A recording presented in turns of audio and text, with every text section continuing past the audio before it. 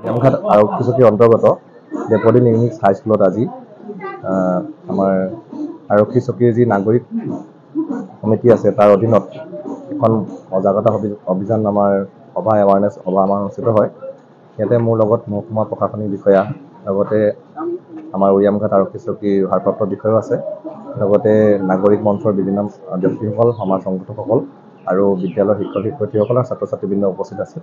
মূলতঃ আমাৰ মাননীয় মুখ্যমন্ত্ৰীৰ যিবোৰ পৰামৰ্শ তাৰ আধাৰত আৰু আমাৰ উপায়ুক্ত মহোদয়ৰ যি পৰিচালনাত আমি কিছুমান এৱাৰনেছ প্ৰগ্ৰেম আমি কৰি আছোঁ। তাৰে এটা উদাহৰণ আজি অনুষ্ঠানটো আমি পথ সুৰক্ষাৰ ওপৰত, লগতে মাদক দ্ৰব্য নিবাৰণী আৰু ড্ৰাগছৰ ওপৰত, লগতে চাইবাৰ ক্ৰাইমৰ ওপৰতো আমাৰ আৰক্ষী প্ৰধানসকলে বা বিভিন্ন লোকসকলে নিজৰ মত ব্যক্ত কৰে। ছাত্ৰ ছাত্ৰীসকলক ইয়াৰ ধনাত্মক আৰু ঋণাত্মক গুণ সম্বন্ধে কিছু কথা জনোৱা হয় আৰু অনুষ্ঠানটো সুকলমে পাৰ হয়। ধন্যবাদ।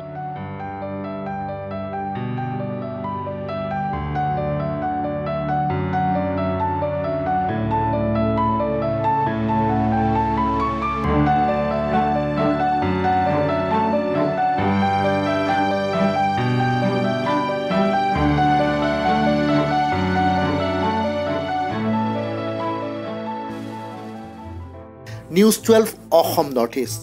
যাত্ৰা আমাৰ অবিৰত, সংকল্প অপ্ৰতিৰোধ্য।